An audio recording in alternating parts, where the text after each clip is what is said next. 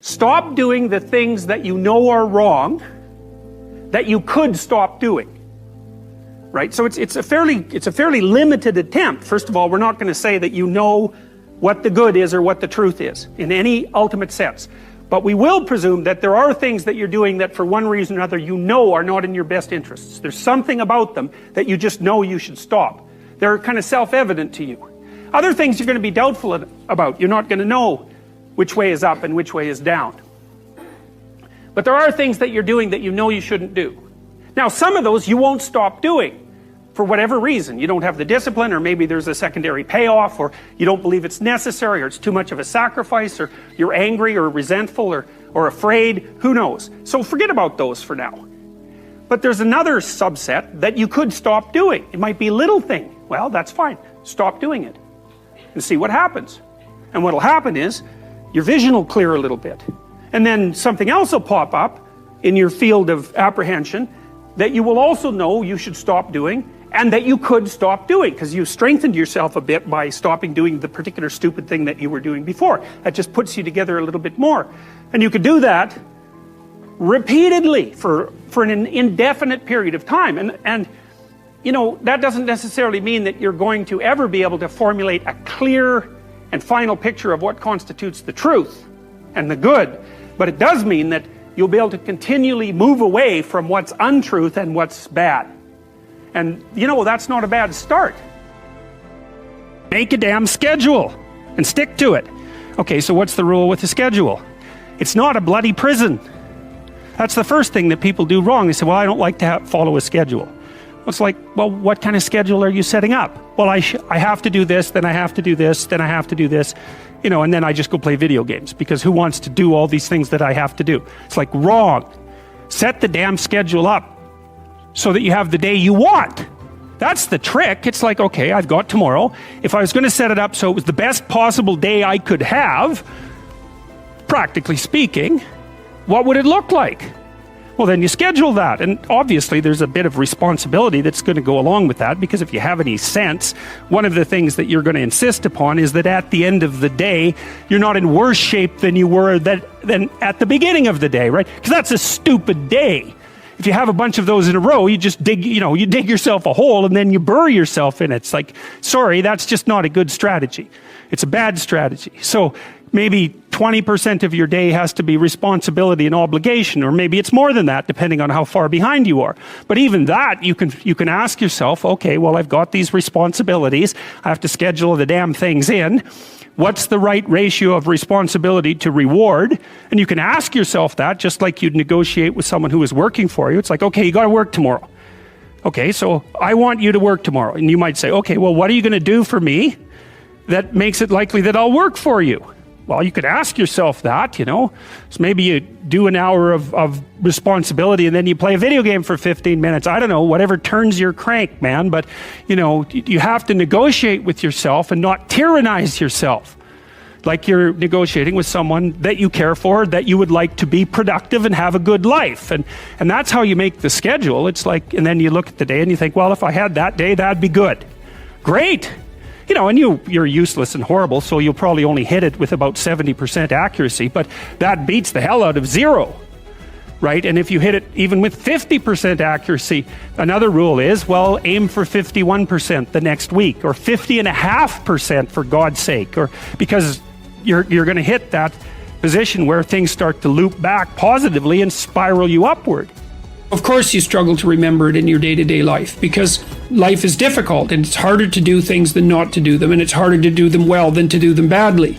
You know, and it's easy to sit around and be hopeless. I don't mean it's emotionally easy, because it's not, but it's procedurally easy to be useless and to fall back into your old habits and to not discipline yourself. And it's a matter of continual practice, slow continual practice. And I think a good example of that is something like weightlifting. You know, if you start a weightlifting program, which I would recommend, by the way, because it's tremendously advantageous physically and cognitively, you're not going to really see results for a number of weeks, and then the results are rather slow, but you can get pretty decent results over a 6-month period and absolutely stellar results over a couple of years. And so you have to make sure your time frame is right and not to be too hard on yourself. And I did mention the future authoring program earlier. And one of the things I would recommend too is if you're having a hard time implementing your decisions, say your ethical decisions, that you spend a bit more time thinking them through and writing them down. And the Future Authoring Program is really helpful for that. That's why we designed it. And so get your goals straight and continue to practice every day. And if you're not succeeding, then make your goals slightly smaller. You want to make your goals large enough so that they challenge you, but small enough so that you have a reasonable probability of succeeding at them on a day-to-day basis. And then you have to also understand that if you fail on a given day, like let's say you're trying to quit smoking and you quit for 2 weeks, and then you have a cigarette and you think, oh my God, now I've screwed it up. I'm not quitting anymore. You smoke a whole pack of cigarettes. It's like, well, there's a couple of mistakes there. And one is, well, just because you had a cigarette doesn't mean you failed. It just means that you had a cigarette. You can start stopping again the next day. And the fact that you had one cigarette in the last 2 weeks is a hell of a lot better than the 2 weeks that you had before that. And so you've got to be realistically humble. You've got to be ambitious enough in your goals so that you're pursuing something that you regard as truly meaningful and worthwhile. And maybe you can judge that to some degree if you think about someone you love attempting the same thing and think about how you would feel if they managed it. And if you would feel good, then that's probably a good evaluation strategy to use on yourself. So you want your goals to be of sufficient nobility so that you can live with yourself properly if you're pursuing them, but you want them to be small enough so that you have a reasonable probability of implementing them. If you're harmless, you're not virtuous. You're just harmless. You're like a rabbit. A rabbit isn't virtuous. It's just can't do anything except get eaten. It's not virtuous. If you're a monster and you don't act monstrously, then you're virtuous. But you also have to be a monster. Well, you see this all the time. Harry Potter's like that too. It's like he's flawed, he's hurt, he's got evil in him. He can talk to snakes, man. He breaks rules all the time. All the time. He's not obedient at all. But he has a good reason for breaking the rules. And if he couldn't break the rules, him and his little clique of rule-breaking, troublemakers, if they didn't break the rules, they wouldn't attain the highest goal. So it's very peculiar, but it's a very, very, very, very common mythological notion. The hero has to be a monster, but a controlled monster. Batman is like that. It's everywhere. It's the story you always hear. Compare yourself to who you were yesterday and not to who someone else is today. Because if you're comparing yourself to someone else, first of all, you don't know very much about the life of the person you're comparing yourself to. You don't know it across all of its dimensions.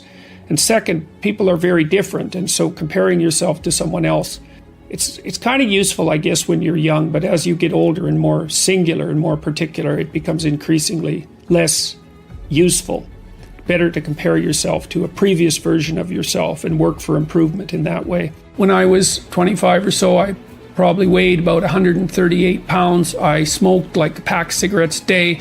I drank tremendous amount of alcohol. I was from northern Alberta, this rough little town up in northern Alberta called Fairview, and there were long winters there, and my friends were heavy drinkers, and most of them dropped out of school by the time they were 15 or 16, went off to work on the oil rigs, and it was a rough town, and we drank a lot, and I started when I was 14, and and so I had a lot of bad habits, let's say, and and I wasn't in great shape physically, and I was also still intellectually obsessed as I am now, and so that would have been in 85.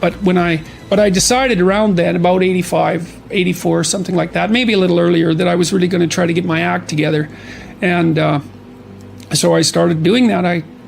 First of all, I quit smoking. Well, that took a long time because I eventually had to quit drinking too in order to quit smoking, and I started working out, started playing sports, which I'd never done. I don't regret that. I had a fine time when I was a kid, but I needed really to get disciplined, and I had to do it because I was working on these hard problems that I've been discussing with all of you, and I've been working on them really, obsessively since I was probably about 18, maybe even earlier than that, and got to the point around 25 when I was in graduate school trying to get my PhDs, doing all my research. Like I published 15 papers by the time I graduated with my PhD, which was I think by a fairly large measure, the most papers that any graduate student at that time had ever published at McGill. I think that's right. It might have been twice as many, or maybe twice as many, maybe even 3 times as many. And at the same time, I wrote Maps of Meaning, which was a terribly difficult thing to do, because I was writing about 3 hours a day doing that, and I couldn't do all that and continue with my misbehavior, my sort of what would you say, my massive hedonistic consumption of alcohol and all of that. I just couldn't keep it up and also work seriously on the issues that were at hand. So I had to stop. That's a sacrifice. I had to stop messing about and straighten myself out. If people are not listening to you, stop talking to them. And that is the best piece of advice that I can give you. And what happens is that if you stop talking to people who aren't listening to you and start watching them instead, they will tell you what they're up to. But so if you have things to say them, but you find people that will listen, talk to them. The ones who aren't listening, pull back, because you're devaluing what you have to say by offering it to an audience that does nothing but reject it. And that's a good guideline to life in general. Don't underestimate the power of truth. There's nothing more powerful. Now, in order to speak what you might regard as the truth, you have to let go of the outcome. You have to think, all right, I'm going to say what I think. Stupid as I am, biased as I am, ignorant as I am, I'm going to state what I think as clearly as I can, and I'm going to live with the consequences no matter what they are. Now, the reason you think that's an element of faith. The idea is that nothing brings a better world into being than the stated truth. Now, you might have to pay a price for that, but that's fine. You're going to pay a price for every bloody thing you do and everything you don't do. You don't get to choose to not pay a price. You get to choose which poison you're going to take. That's it. So if you're going to stand up for something, stand up for your truth. It'll shape you, because people will respond and object and tell you why you're a fool and a biased moron and why you're ignorant. And then if you listen to them, you'll be just that much less like that the next time you say something. And if you do that for 5 years, you'll be so damn tough and articulate and able to communicate and withstand pressure that you won't even recognize yourself. And then you'll be a force to contend with. It is not safe to speak, and it never will be. But the thing you got to keep in mind is that it's even less safe not to speak, right? It's a balance of risks. It's like you want to pay the price for being who you are and stating your mode of being in the world, or do you want to pay the price for being a bloody serf, one that's enslaved him or herself? Well, that's a major price, man. That thing unfolds over decades, and you'll just be a miserable worm at the end of about 20 years of that, right? No self-respect, no power, no ability to voice your opinions, nothing left but resentment because everyone's against you, because of course you've never stood up for yourself. It's like, say what you think carefully, pay attention to your words. The price it's a price you want to pay if you are willing to believe that truth is the cornerstone of society. And in the most real sense, if you're willing to take that leap, then tell the truth and see what happens. And nothing better could possibly happen to you. There'll be ups and downs, and there'll be pushback, and there'll be controversy and all of that, but it doesn't matter. The truth is what redeems the world from hell, and that's the truth. And we saw plenty of hell over the last 100 years, and we haven't learned a bloody thing from it. It's like, wake up, tell the truth. Tell the truth, or at least don't lie, and that's a start. And you got to understand that's a risk. I did a lot of counseling work with people who were, coaching work, I guess, with people who were fairly spectacularly successful, and they were usually workaholics. They're the sort of people that were like, they'd work 80 hours a week, just non-stop. That's just what they were like. And one of the things we were always trying to figure out was, well, how much should you work?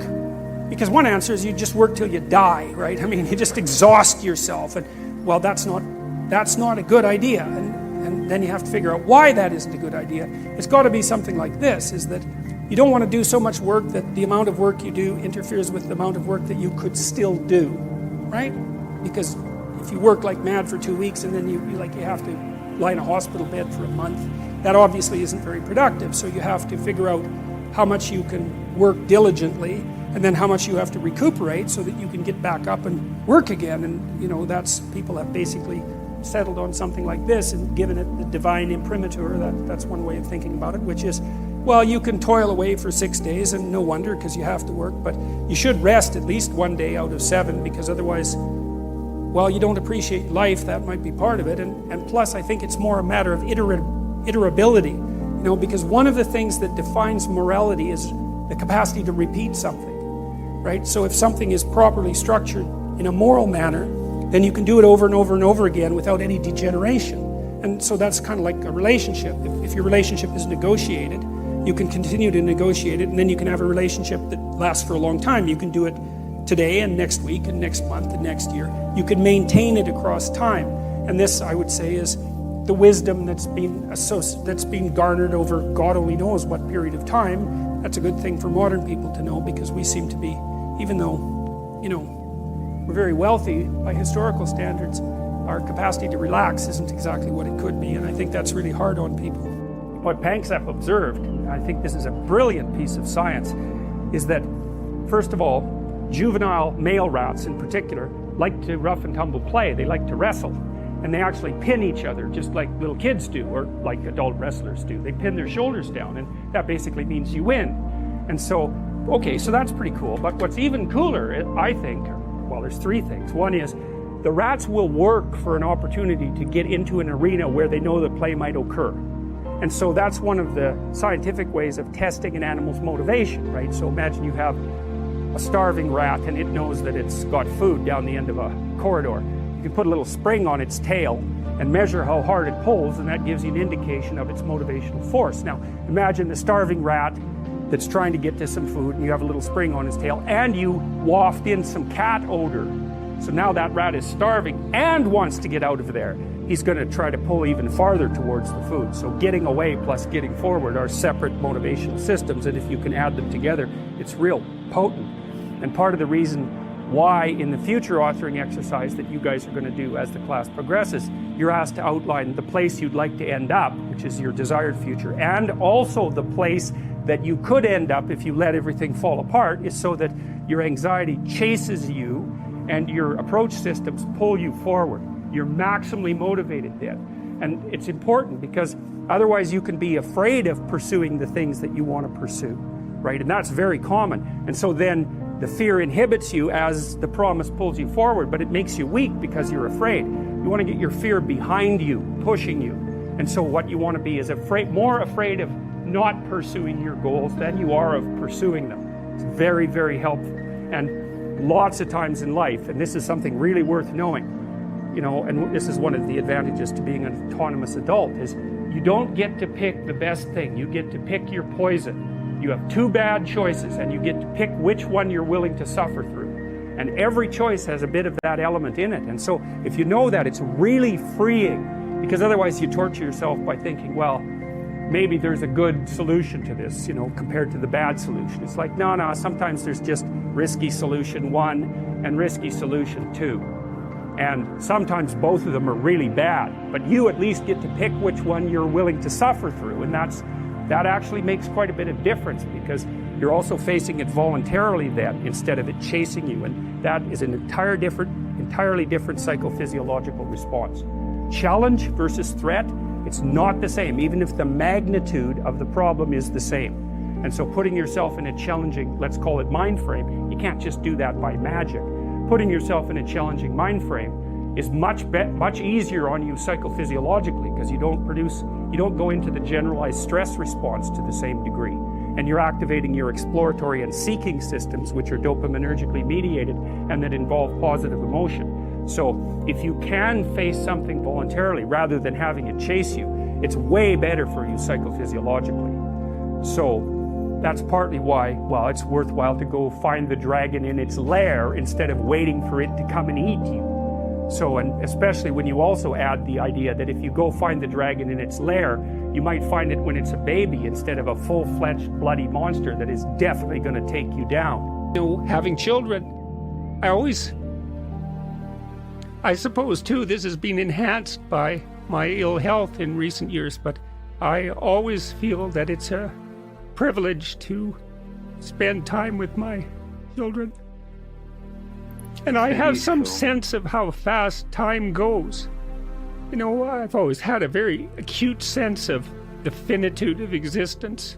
And so, and this is a good hint for people who have children, but with regards to your family members at all, is don't take it for granted.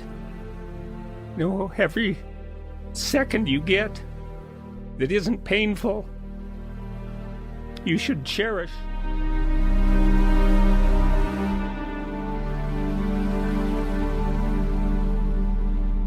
One of the things you don't want is too much mismatch between you and that person on the 5 fundamental dimensions. So for example, if you're really extroverted and you have a really introverted partner, you're going to engage in continual conflict about how much social activity the two of you should subject yourself to. And it's very, very difficult for people who broadly differ on those dimensions to come to consensus, because it's not just a matter of opinion, right? It's really a matter of different, if you're looking at extremes, of really different types of people. And the thing about introverts is they just don't enjoy large-scale social interaction that much. One-on-one they're often fine, but in a group they don't like that, and it tires them out. Whereas a real extrovert, it's like you isolate them and they just wither on the vine, because a huge part of what actually motivates them in a positive way is tangled up with social interaction. And so if you're an agreeable person and you have a particularly disagreeable partner, you're also going to run into problems, because the agreeable person will say whatever you want whenever, and the disagreeable person will say, well, I'd like to know what the hell you want for a change, and be much more harsh and much more demanding in the situation. And the agreeable person is going to find the disagreeable person harsh and unpleasant, and the disagreeable person is going to find the agreeable person wishy-washy and unable to stand up for themselves. And again, that's actually one of the primary sources of tension between men and women, because women tend to be higher in agreeableness than men. It's about half a standard deviation, which is quite a large difference by psychological standards. And so what that means fundamentally, just so you have some sense of how large an effect that is that if you have a group of men and women and you pick out random pairs, the woman is going to be more agreeable than the man 60% of the time. So that's not an overwhelming proportion, but it's reliable, and it's quite large by psychological standards. So there's the problem with agreeableness. Some of you have had roommates, and maybe you're more orderly than your roommate. What does it mean? It means you're annoyed by mess before they are. And you don't have to be annoyed by mess much before your less orderly roommate for you to be the one that's always running around picking things up. And so actually one of the things that's emerged from the psychometric analysis is that women are slightly more orderly than men. And I suspect that has something to do with the, what would you call it, inequitable distribution of housework. Because even if imagine that your proclivity is to be triggered by disorder 25 seconds before your partner's. Well, you're going to end up, it doesn't take much difference for you to be the one that's always concerned about the mess first. So anyways, and so if you're a really orderly person and you live with a disorderly person, well, good luck getting along with them. They're going to regard you as like uptight and over concerned with details and unwilling to relax, that's for sure. And they're going to regard you as, well, just a bloody mess. And how can anyone possibly live with someone like you? So another reason why it's useful to understand your personality is because I think it gives you a better crack at finding someone that you can actually live with over the long run. And we don't know what the optimal, I don't think you want to live with someone who's exactly like you, because then both of you have the same strengths and weaknesses, and there's a bit of a problem there, right? Because maybe an agreeable person can use a bit of a disagreeable person around them to balance each other out, and vice versa, right? So we don't understand the optimal balance for long-term thriving in a relationship, but I think we do understand the fact that if you're too different in your traits, where you're different is going to constitute a chronic source of conflict.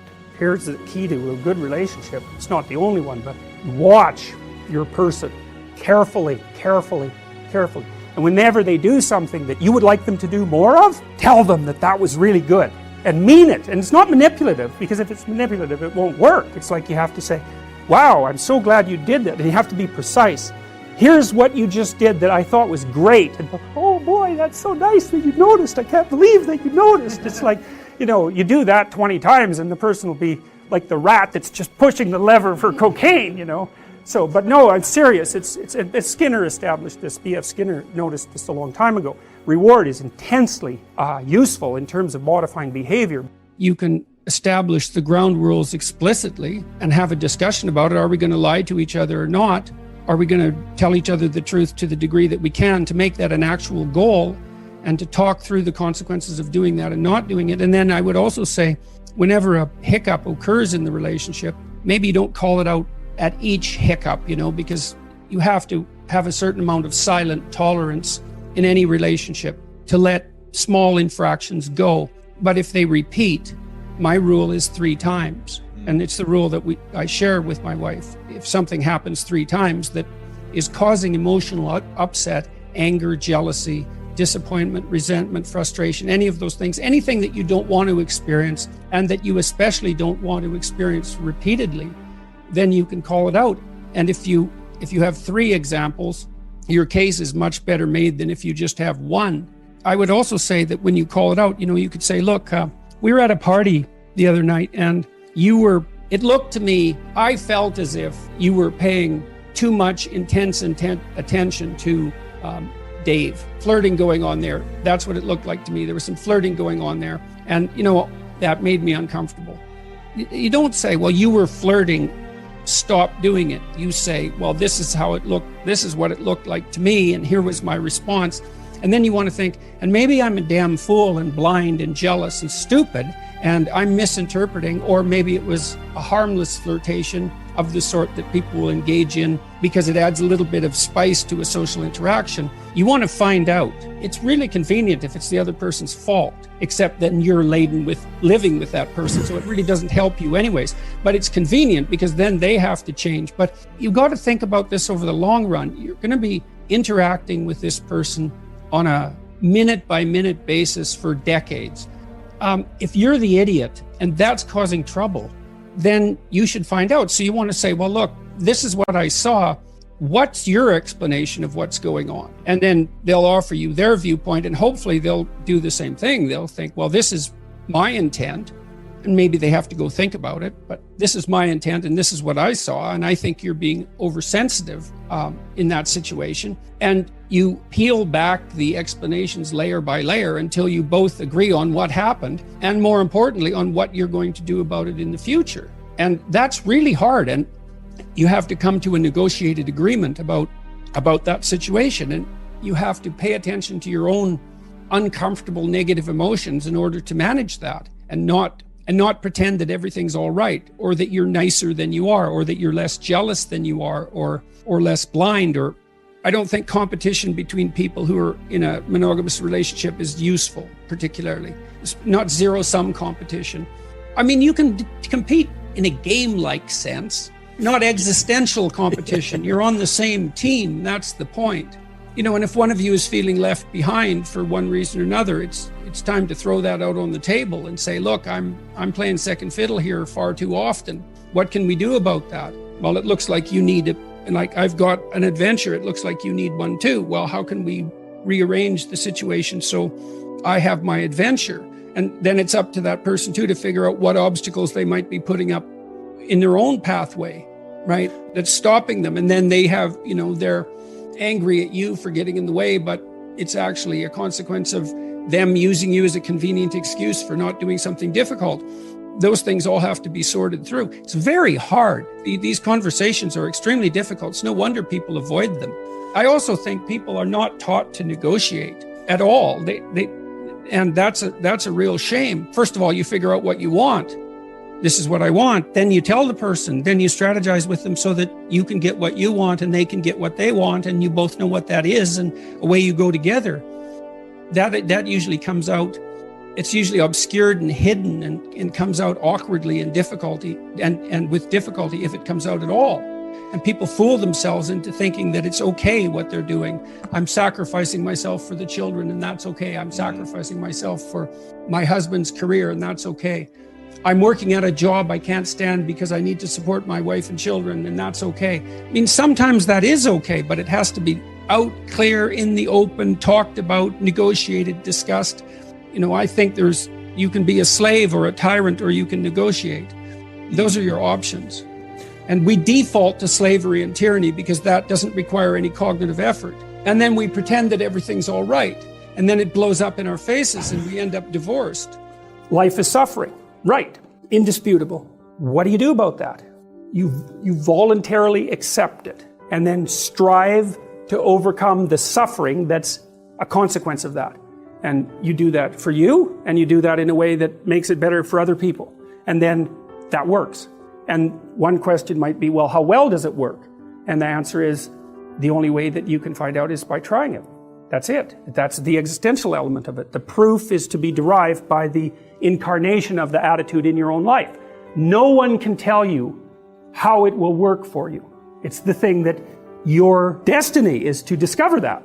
You have to make the decisions to begin with. It's like, because you can't do this without commitment. You have to commit to it first. That's the act of faith that Kierkegaard was so insistent upon. You have to say, I'm going to act as if being is good. I'm going to act as if truth is the pathway to enlightenment. I'm going to act as if I should pursue the deepest meaning possible in my life. And there's reasons to do none of those. They're real reasons. So it's really a decision.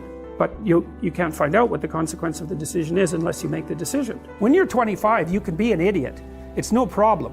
Even when you're out in a job search, it's like, well, you don't have any experience and you're kind of clueless. It's, yeah, you're young, it's no problem. That's what young people are like, but they're full of potential. Okay, well, now you're the same person at 30. It's like people aren't so thrilled about you at that point.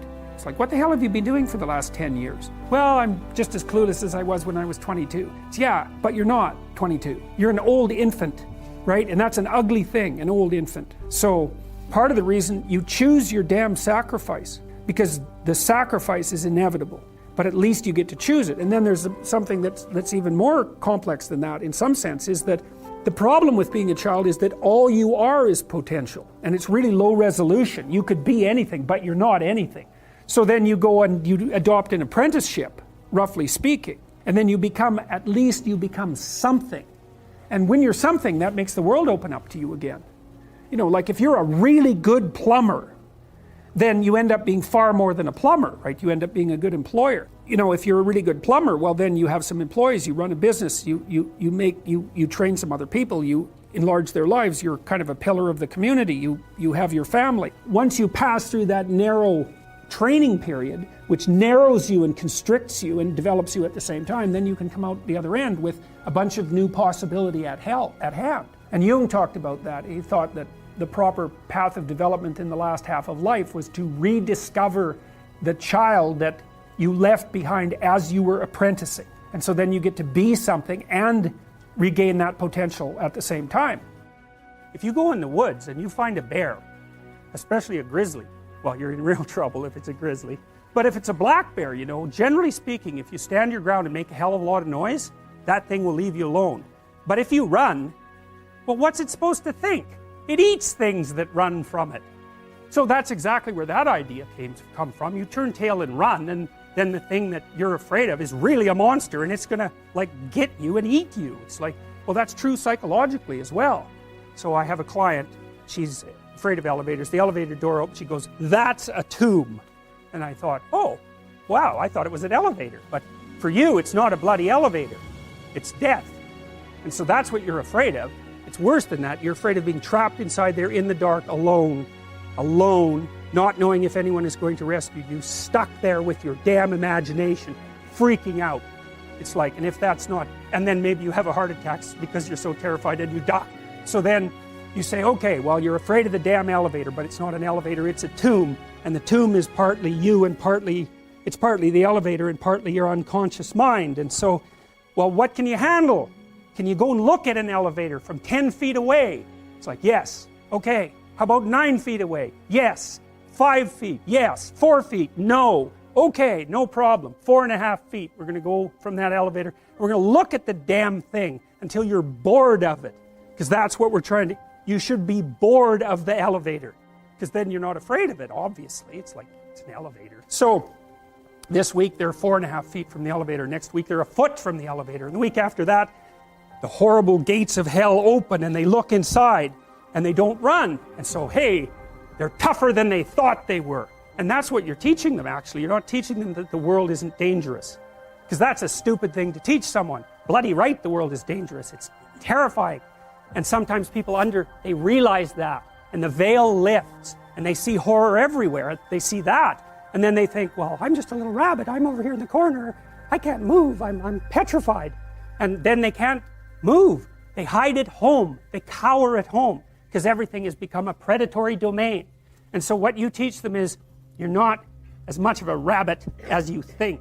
So what you do first, if you're going to teach someone not to be afraid of a mouse, is teach them how not to be afraid. So you put them in a chair and you do a relaxation exercise with them, and then you show them a picture of a mouse, and you say, just breathe, calm down. And so they calm down, and then sooner or later they can look at the pictures of mice by themselves, and then maybe you could throw a stuffed mouse at them, and then maybe they could walk by a pet store and look at a mouse, and so on and so forth, until you get them holding rats. And so that works. But it works even if you don't relax them. In fact, it works just as well. So the old behavioral idea that was counter-conditioning was wrong, just like the idea that the reason you were afraid of a rat was because of conditioning. It's like, of course you're afraid of a rat. It's a rat. It's just like you're afraid of snakes. To a lesser or greater degree. And people actually become more afraid of snakes as they get older, interestingly enough, which is not what you'd really expect, right? Unless it was a biological function. So anyways, all you have to do is show people the thing they're afraid of. What do they learn? They don't learn that the thing isn't frightening. They learn that they're tough. We're built for struggle, us human beings.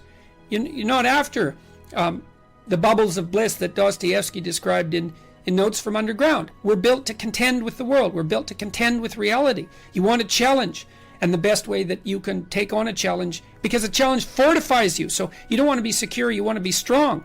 And you get strong by taking on optimal challenges. And so you lay out your destiny in the world, and you take the slings and arrows of fate, and you make yourself stronger while you're doing so. And you might fail, and fortune might do you in, but it's your best bet. And people have extracted unbelievable successes out of catastrophic failures. And I'm not saying that in a naive way. I know perfectly well what happens to people. You're doing fine in life, and then you get cancer, and then 6 months later you're dead. And all the heroism in the world isn't going to save you at that point. But that's not the point. That's not the point. Life is bounded by mortality. But that doesn't mean that you don't get out there and contend. And you develop by contending, and you minimize the net amount of suffering in the world. And that's something, man. That's something to do. I'll tell you a little story. This is in my book. So I had this landlord in Montreal. He lived next door to me. He was an ex-Hells Angels biker. He'd spent a lot of time in prison. And his wife had borderline personality disorder, and she committed suicide when I lived there. My wife and I went over there, and we had spaghetti dinner one night, and we sort of communicated, and I bought a poster from him because he made these wooden posters that had neon on them, and that's how he made a living. He'd kind of trained himself to be a bit of an electronics guy, and so he made these things. And he was trying to quit drinking, and we talked about that. He was a lot older than me. He was like 20 years older than me. I was about 25 at this point. And we got along pretty well. But every now and then he'd go out and drink. And he could really drink, like he was one of these guys who could drink like 60 beer. And you think, well, no one can drink that much, and you're wrong. I studied alcohol for like 10 years. Some of my subjects' fathers drank 40 ounces of vodka a day and had been doing it for 20 years. So you can drink a lot, and he could drink a lot. And what would happen, he was trying to not drink, but he'd go out and go on a binge, and then he'd be gone for like 3 days. And he'd drink up all his money, and then we'd hear him out in the backyard howling at the moon with this little ugly dog he had, And he'd howl, and the dog would howl, and he'd howl, and the dog would howl, and it was rather unsettling and made my wife nervous. But worse, now and then he'd come to the door at like 3 in the morning, And he'd knock on the door, and he'd be standing there, and he'd ask me if I would like to buy his toaster or his microwave, because he needed some money to keep drinking. And I didn't really want to buy his toaster or his microwave, but when the ex-Hells Angel, Joual-speaking, 60 beer drunk Quebecois biker shows up at your door at 3 in the morning and offers to sell you his microwave, the easiest thing is to say, I really need a microwave. So, I bought the microwave and the toaster and some other things. So one time he took me out on his 750 Honda, and he put me on the back of it. He wanted to show me his lair, I guess, his hangouts. And I got his wife's helmet on, but it didn't fit. It just sit on the top of my head.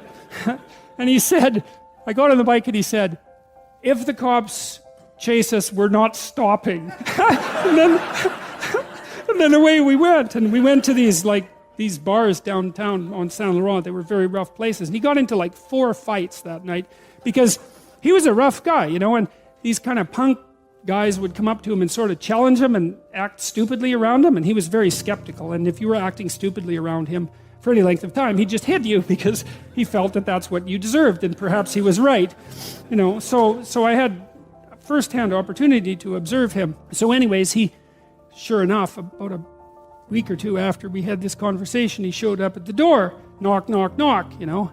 I opened the door, and he was standing there, you know, with his eyes kind of half closed, and he was swaying. And he had, I don't remember what the appliance was this time, but he wanted to sell it to me. And I said, Paul, I can't buy this. I'm not going to buy this because I know you're trying to quit drinking.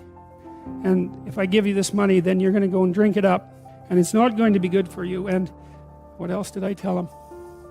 I think I told him as well that this whole thing of him coming to my house at like 2 a.m. was scaring my wife, who he liked, and that it had to stop. And believe me, man, I was thinking about what I was saying. Because he was watching me like a rough guy watches you. And a rough guy watches you like this. He thinks, if you say one thing that indicates contempt, you're going to bloody well pay for it. And so I was finding my words like, you know, I was crossing a swamp and trying to look for the rocks underneath the surface. And I said what I had to say very, very carefully. And he looked at me for about 15 seconds. And that's a long time to be looked at 3 a.m. And he left. And he never came back to sell me anything again. And we got along fine. But that's a good illustration of this issue with regards to truth and success in the strange land. Because I was in the strange land when I was talking to my neighbor, my landlord then, and I managed to say what was true carefully enough, so despite the fact that he was a very violent person, and that he was a very intoxicated person, and that he had every reason to be suspicious of me, and we couldn't communicate very well, and I didn't do what he wanted, that he took it, and he left, and there was no problem, and life went on just fine after that. And so, we don't want to underestimate the utility of establishing this bounded relationship with the ideal and attempting to live with some nobility in truth while aiming at the highest ideal. There's nothing about that that's anything but strengthening and positive. And it's exactly what you need to set against the catastrophe and uncertainty of life. Treat yourself like you're someone responsible for helping. You're someone that you are responsible for helping. So what that means is you have to start from the presupposition that despite all your flaws and insufficiencies, that it's worth having you around.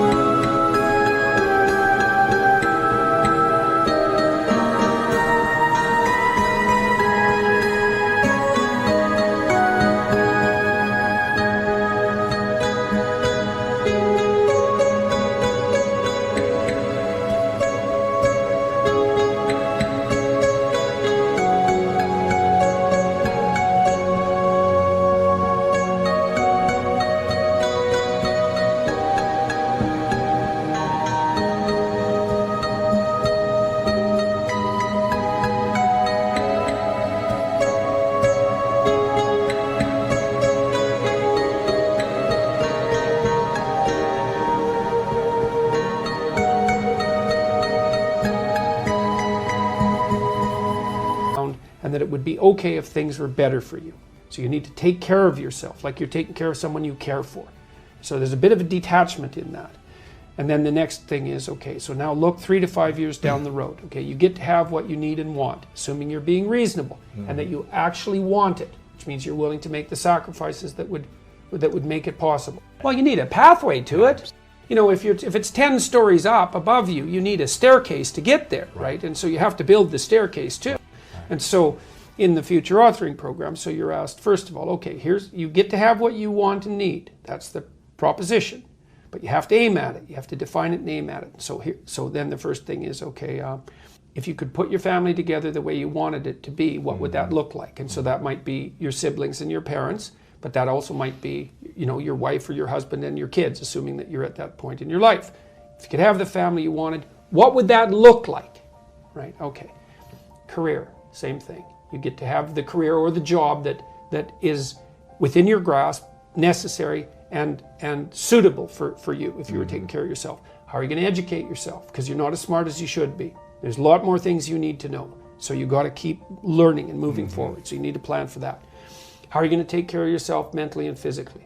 Right? So how are you going to avoid the catastrophic temptations, for example, of drugs and alcohol? Because that pulls a lot of people down. You need a plan for that. You're going to be a social drinker. How much are you going to drink? How much is too much? What about your drug use? You got to regulate that so it isn't a pitfall.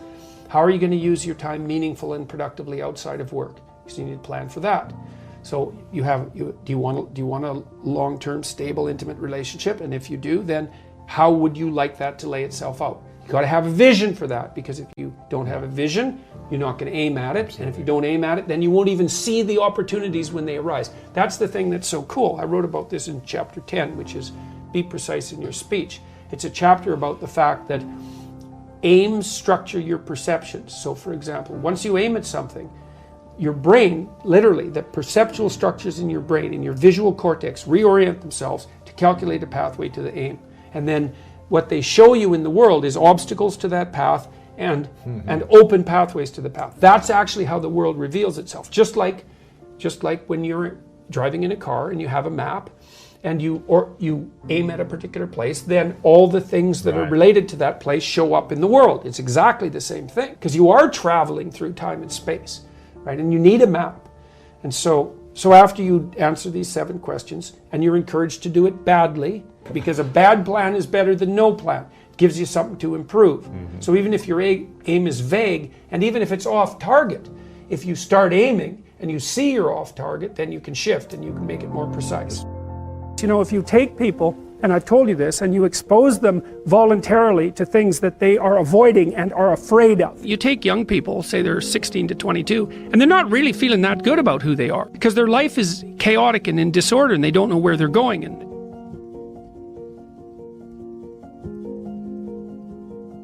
if you take people, and I've told you this, and you expose them voluntarily to things that they are avoiding and are afraid of, you know, that they know they need to overcome in order to meet their goals, their self-defined goals. If you can teach people to stand up in the face of the things they're afraid of, they get stronger. And you don't know what the upper limits to that are, because you might ask yourself, like, if for 10 years, if you didn't avoid doing what you knew you needed to do, by your own definitions, right, within the value structure that you've created, to the degree that you've done that, what would you be like? Well, you know, there are remarkable people who come into the world from time to time, and there are people who do find out over decades-long periods what they could be like if they were who they were, if they spoke their being forward. And they get stronger and stronger and stronger, and we don't know the limits to that. We do not know the limits to that. And so you could say, well, in part, perhaps the reason that you're suffering unbearably can be left at your feet, because you're not everything you could be, and you know it. And of course, that's a terrible thing to admit, and it's a terrible thing to consider, but there's real promise in it, right? Because it means that perhaps there's another way that you could look at the world, and another way that you could act in the world, so what it would reflect back to you would be much better than what it reflects back to you now. I often ask undergraduates how many hours a day you waste, or how many hours a week you waste, and the classic answer is something like 4 to 6 hours a day. You know, inefficient studying, watching things on YouTube that not only do you not want to watch, that you don't even care about, that make you feel horrible about watching after you're done. That's probably 4 hours right there. You know, you think, well, that's 25 hours a week, it's 100 hours a month, that's 2.5 full work weeks, it's half a year of work weeks per year. And if your time is worth $20 an hour, which is a radical underestimate, it's probably more like 50 if you think about it in terms of deferred wages. If you're wasting 20 hours a week, you're wasting $50,000 a year. And you are doing that right now. And it's because you're young, wasting $50,000 a year is a way bigger catastrophe than it would be for me to waste it, because I'm not going to last nearly as long. And so if your life isn't everything it could be, you could ask yourself, well, what would happen if you just stopped wasting the opportunities that are in front of you? You'd be who knows how much more efficient. 10 times more efficient, 20 times more efficient. That's the Pareto distribution. You have no idea how efficient people get. It's completely, it's off the charts. Well, and if we all got our act together collectively and stopped making things worse, because that's another thing people do all the time, not only do they not do what they should to make things better, they actively attempt to make things worse because they're spiteful or resentful or arrogant or deceitful or homicidal or genocidal or all of those things all bundled together in an absolutely pathological package. If people stopped really trying just to make things worse, we have no idea how much better they would get just because of that. One of the things psychologists have done for the last 20 years, especially the social psychologists, is push this idea of self-esteem. You should feel good about yourself. And I think, why would you tell someone 20 that? It's like, you should feel good about who you are. It's like, no, you shouldn't. Why should you feel good about who you are? It's like, you should feel good about who you could be. I'm not saying that people shouldn't have confidence, but like often you take young people, say they're 16 to 22, and they're not really feeling that good about who they are because their life is chaotic and in disorder and they don't know where they're going and they don't know which way is up. But the thing is, it has to be stated with precision. It's like you should treat yourself as if you're valuable, especially in potential. But you should concentrate on who you should become, especially if you're young. And so let's say you're miserable and nihilistic and chaotic and depressed and all of that now, and you have your reasons, you know, terrible parenting, abuse, all of those things. It's like, well, you should feel good about yourself. It's like, no, it's not the right message. Is that it's more like you should understand how much potential there is within you to set that straight. And then you should do everything you can to manifest that in the world, and it will set it straight. And that's better than self-esteem. It's like, you're in a crooked, horrible position. Okay, fine. There's a lot of suffering and pain associated with that. Yeah, you can't just feel good about that because it's not good. But you can do something about it. You can genuinely do something about it. And I think all the evidence suggests that that's the case. So I'm telling young people, look, there's no matter how bad your situation is, I'm not going to pretend it's okay. It's not okay. It's tragic, tainted with malevolence. And some people really get hurt by malevolent people, like, you know, terribly hurt. Sometimes they never recover. It's really awful. But there's more to you than you think. And if you stand up and face it with a positive, with a noble vision, with discipline and intent, you can go far farther to overcoming it than you can imagine. And that's the principle upon which you should predicate your behavior. And I think that one of the things that's really nice about being a clinical psychologist is that this isn't just guesswork. Like one of the things, we know two things in clinical psychology. One is truthful conversations redeem people. Because if you come to a clinical psychologist whose worth is salt, you have a truthful conversation. The conversation is, well, here's what's wrong with my life. And here's what caused it. You know, maybe it takes a year to have that conversation. And both of the participants are doing everything they can to lay it out properly. Here's how it might be fixed. Here's what a beneficial future might look like. And so it's a completely honest conversation if it's working well. And all that's happening in the conversation is that the two people involved are trying to make things better. That's the goal. Let's see if we can have a conversation that will make things better. Okay, so we know that works. It does make things better. And then another thing we know is that, well, let's say there's a bunch of things that you're afraid of that are in your way. So you have some vision about who you want to be. Maybe you have to, you know, you want to be successful in your career, so you have to learn to talk in front of a group. It's like, okay, well, you're afraid of that. It's like, no wonder, you don't want to be humiliated. So, okay, so what do we do about that?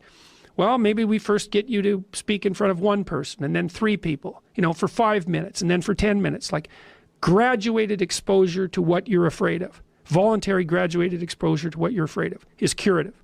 And that's true. It works. The documentation is in. It's how people learn. So to tell people that if you confront the world forthrightly, if you speak the truth and you expose yourself courageously to those things that you're afraid of, that your life will improve, and so will the life of people around you. Like, as far as I'm concerned, that's as close to undeniable fact as we've got. And it also dovetails nicely with the underlying archetypal stories, the heroic stories. It's like, go out there, find the dragon, confront it. It's a dragon, it might eat you, it's dangerous. But it's worse to cower at home and wait for it to come and devour you. Go out there, confront it, get the gold, share it with the community. It's like, yeah, it's the oldest story of mankind. What could you do to improve yourself? Well, let's step one step backwards. The first question might be, why should you even bother improving yourself? And I think the answer to that is something like, so you don't suffer any more stupidly than you have to. And maybe so others don't have to either. It's something like that. You know, like there's a real injunction at the bottom of it. It's not some casual self-help doctrine. It's that if you don't organize yourself properly, you'll pay for it, and in a big way, and so will the people around you. Now, and you could say, well, I don't care about that, but that's actually not true. You actually do care about that, because if you're in pain, you will care about it. And so you do care about it, even if it's just that negative way, you know. It's very rare that you can find someone who's in excruciating pain who would ever say, well, it would be no better if I was out of this. It's sort of pain is one of those things that brings the idea that it would be better if it didn't exist along with it. It's incontrovertible. So you get your act together so that there isn't any more stupid pain around you than necessary. Well, so then the question might be, well, how would you go about getting your act together? And the answer to that, and this is a phenomenological idea too, it's something like, look around for something that bothers you and see if you can fix it. So now you think, well, let's say you go into you can do this in a room. It's quite fun to do it just when you're sitting in a room, like a room, maybe your bedroom. You can sit there and just sort of meditate on it and think, okay, if I wanted to spend 10 minutes making this room better, what would I have to do? And you have to ask yourself that, right? It's not a command, it's like a genuine question. And things will pop out in the room that you know, like there's a stack of papers over there that's kind of bugging you, and you know that maybe little order there would be a good thing, and you know, there's some rubbish behind your computer monitor that you haven't attended to for like 6 months, and the room would be slightly better if it was a little less dusty and the cables weren't all tangled up the same way. And like if you allow yourself just to consider the expanse in which you exist at that moment, there'll be all sorts of things that'll pop out in it that you could just fix. And you know, I might say, well, if you were coming to see me for psychotherapy, this easiest thing for us to do first would just be to get you to organize your room. You think, well, is that psychotherapy? And the answer is, well, it depends on how you conceive the limits of your being. And I would say, start where you can start. You know, if something announces itself to you, which is a strange way of thinking about it, as in need of repair, that you could repair, then hey, fix it. You fix 100 things like that, your life will be a lot different.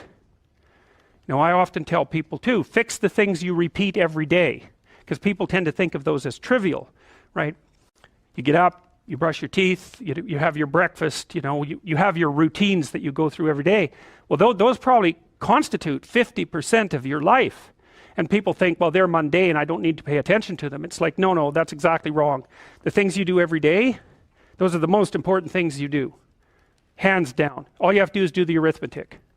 You figure it out right away. So 100 adjustments to your broader domain of being, and there's a lot less rubbish around and a lot fewer traps for you to step into.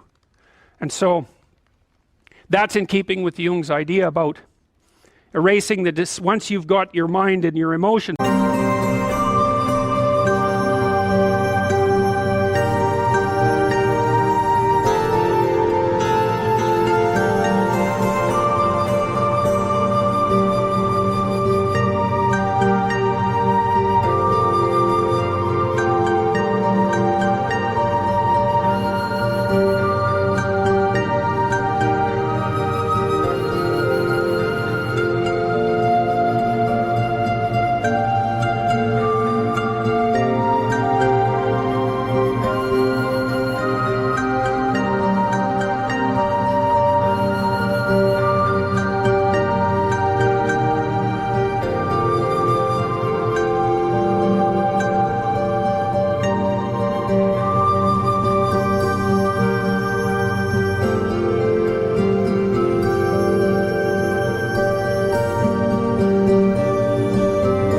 Together, and once you're acting that out, then you can extend what you're willing to consider yourself and start fixing up the things that are part of your broader extent. Now, sometimes you don't know how to do that, so you might say, imagine you're walking down Bloor Street and there's this guy who's like alcoholic and schizophrenic and has been on the streets for 10 years. He sort of stumbles towards you and, you know, incoherently mutters something. That's a problem. And It would be good if you could fix it, but you haven't got a clue about how to fix that. You just walk around that and go find something that you could fix, because if you muck about in that, not only is it unlikely that you'll help that person, it's very likely that you'll get hurt yourself. So, you know, just because while you're experiencing things announce themselves as in need of repair doesn't mean that it's you right then and there that should repair them. You have to have some humility. You know, you don't walk up to a helicopter that isn't working and just start tinkering away with it. You have to stay within your domain of competence. But most of the time, if people look at their lives, you know, it's a very interesting thing to do. I like the idea of the room, because you can do that at the drop of a hat. You know, you go back to where you live and sit down and think, okay, I'm going to make this place better for half an hour. What should I do? And you have to ask, and things will just pop up like mad. And it's partly because your mind is a very strange thing. As soon as you give it a name, a genuine aim, it'll reconfigure the world in keeping with that aim. That's actually how you see to begin with. And so if you set it a task, especially, you have to be genuine about it, which is why you have to bring your thoughts and emotions together, and then you have to get them in your body so you're acting consistently. You have to be genuine about the aim, but once you aim, the world will reconfigure itself around that aim, which is very strange. And it's technically true. You know, the best example of that, you have all seen this video where you watch the basketballs being tossed back and forth between members of the white team versus the black team, and while you're doing that, a gorilla walks up into the middle of the video and you don't see it. It's like, you know, if you thought about that experiment for about 5 years, that would be about the right amount of time to spend thinking about it, because what it shows you is that you see what you aim at. And that, man, if you can get one thing through your head as a consequence of even being in university, that would be a good one. You see what you aim at. And so, because one inference you might draw from that is, be careful what you aim at, right? What you aim at determines the way the world manifests itself to you. And so if the world is manifesting itself in a very negative way, one thing to ask is, are you aiming at the right thing? I read the story. It was an autobiography, if I remember correctly, of the captain. I might be wrong about that, but I've got the basic story right. Well, they had a shipwreck in the Antarctica. And then they were there for a whole year in the Antarctica, you know, and none of them died. Not one. He didn't lose a single man.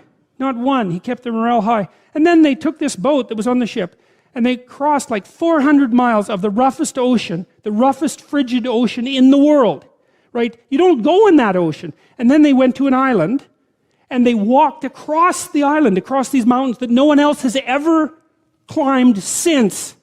And they went to the city on the other side of the island, and they got a boat, and they went and rescued their compatriots, and everyone survived. It's like, Endurance is the name of the book. You read that book, man, you think, wow, people are really tough, you know, and it's ridiculous. So who knows how tough you are? And maybe you find out by going out to find out how tough you are, right? So you take on a challenge, one that you think you can master, that's just a bit beyond your grasp. And you master it, and then you're a little tougher, and you think, hey, that worked out pretty well. And so then you're more of a monster. And then you go out and you find another challenge that's even bigger, and you think, well, maybe I can do that too. And then all of a sudden you can, and you get a little bit bigger, and God only knows what the limit is of you. And you find out by pushing yourself against the world. Well, let's talk about friendships for a minute. Here's how you know if someone's your friend. A, you can tell them bad news, and they'll listen. They won't tell you why, you know, you're stupid and why that bad thing happened to you and how something worse happened to them once and, you know, derail the whole conversation. You can actually tell them bad news and they'll listen. So that's a good thing. And then this is a weirder thing. You can tell them good news and they'll help you celebrate. And that's a really good way of deciding who you should have around you, because if you have someone around you, you know, something good happens to you and you're kind of afraid to even admit it because, you know, God, something good happened to you. It's like, you let that be known and it'll certainly be taken away. So, you know, you come out and you sort of tell someone half-heartedly that something good happened to you, and they give you a whack and then talk about, you know, the great thing that happened to them 3 years ago, or worse, the great thing that happened to someone that they knew 3 years ago. You know, it's like, go away from that person. They're not helpful to you, and they're not helpful to themselves either. And so you want to surround yourself, you got to think about this.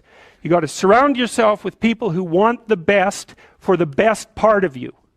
You can hang around with weasels and losers that are trying to pull you down to justify the fact that they're spiraling downhill as well. And you know, the upside of that is you don't have to have any responsibility, and you can all whine about how wretched life is, you know, so that's pretty attractive. But I would say it's also a bad medium to long-term plan. And so it's acceptable and desirable to try to surround yourself with people who are facilitating your development.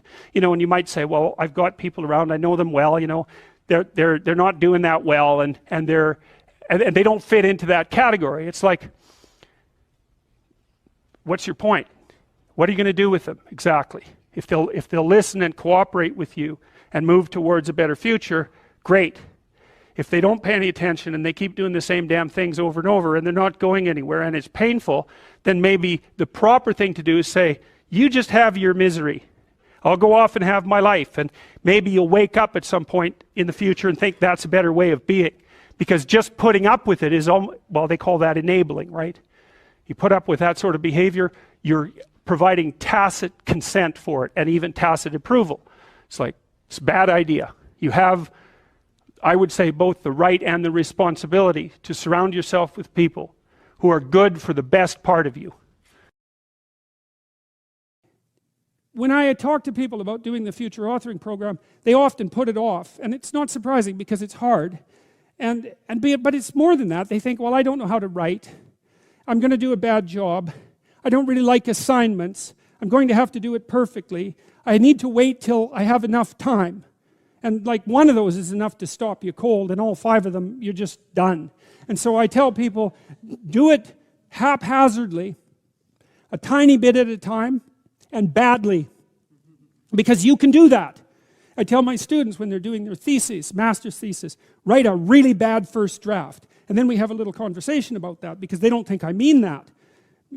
Because it sounds like a cliche in some sense. It's not a cliche. It's not a cliche at all. It means you're a terrible writer. But if someone put a gun to your head and said, you have to have your 100-page thesis done by next Monday or I'll shoot you, but I don't care how terrible it is, you would sit down and write it. And the thing is, then you have it, right? Then you have something, and then you can fix it. You can iterate and fix it. That bad first draft, that's the most valuable thing, and so that's what you need. You need a bad first draft of yourself. And there's an idea that Jung developed about the trickster and the jester, the comedian, right? That the trickster is the precursor to the savior. That's one of the things I learned from Jung that was just, it's so unlikely. You'd never think that. It's so amazing that might be the case, but the satirical and the ironic and the troublemaker, the comedian, the fool is the precursor to the savior. Why? Because you're a fool when you start something new. And so if you're not willing to be a fool, then you'll never start anything new. And if you never start anything new, then you won't develop. And so the willingness to be a fool is the precursor to transformation. And that's the same as humility. And so if you're going to write your destiny, you can do a bad first job. You're going to get smarter as you move forward. That's the thing, is that, so something beckons to you. That's what happens here. Maybe the star that Geppetto wished on was the wrong damn star, but at least it was a star, right? At least it was in the sky. At least it moved him forward. And so you say in your life, well, something grips you and fills you with interest. And you think, well, should I do that? And the answer is, if not that, then something. What if it's a mistake?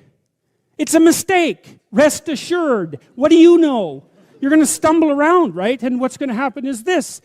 You're going to not stay in stasis. You're not going to wander around in circles. And I see people like that. They said, well, I never knew what to do, and now I'm 40. It's like, that's not so good. That's not so good. And you might say, well, and there is a literature, too, that suggests that people are a lot more unhappy when they look back on their lives about the things they didn't do than they are about the mistakes they made while they were doing things.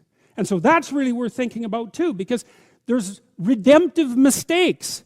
And a redemptive mistake would be a mistake that you make when you go out and try to do something. You know, you think, okay, I'm going to try to do this. When you're not good at it, you make a bunch of mistakes. It's like, well, what's the consequence if you pay attention? Is you're not quite so stupid anymore. That's the thing, is you've been informed by the results of your errors. And so what happens is you follow the beacon, you follow the light. And you're blind, so you don't know where the light is. It's dimly apprehended only, and you're afraid to follow it. But you decide to take some stumbling steps towards it. And as you take stumbling steps towards it, you become illuminated and enlightened and informed because of the nature of your experience, because you're pushing yourself beyond where you are, and you're going into the country that you have not yet been in, and you learn something. And so what happens then is the star moves. You move 10 feet towards it and you think, no, that's not right. I didn't get it right. It isn't there. It's actually there. And so then you see it somewhere else and you shift yourself slightly and you move forward. And that's what happens, is that you continue as you change. The thing that guides you forward moves. Right? It's like God in the desert in Egypt. The pillar of light that you're following, it's moving. It's not a permanent thing. You move towards it, it moves away, it guides you forward. And so you say, well, is what I'm aiming at paradise itself? And the answer to that is no, because what do you know? You couldn't see paradise if it was right in front of you, but you might get a glimmer of it. And so you move towards it and you grow. And then the next time you open your eyes, you see a little bit more clearly. And that's what happens, is that just happens over and over, right? It keeps moving. And so you move like this.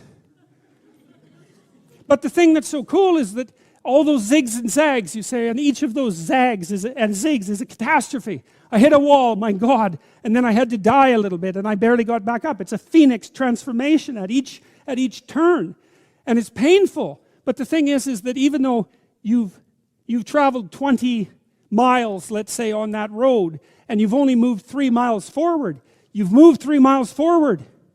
Instead of falling backwards, because that's the thing too, is that if you stand still, you fall backwards. You cannot stand still, because the world moves away from you if you stand still. And there's no stasis, there's only backwards. And so if you're not moving forwards, then you're moving backwards. And that's more of the underlying truth of the Matthew principle. To those who have everything, more will be given. From those who have nothing, everything will be taken. It's a warning. Do not stay in one place. Well, as you zig and zag, maybe the cataclysm of each transformation starts to lessen. There's not so much of you that has to die with every mistake. And maybe you end up oriented at least reasonably properly. And if you were sensible, that would have been your trip, but it wasn't, right? It's that, and perhaps it's a lot worse than that. Perhaps there's no shortage of backtracking, but it doesn't matter, because as you stumble forward, you illuminate and inform yourself. And perhaps that's partly because the world is made of information, and if you encounter it and tangle with it, then it informs you, and then you become informed, and then you're information, and then you're ready.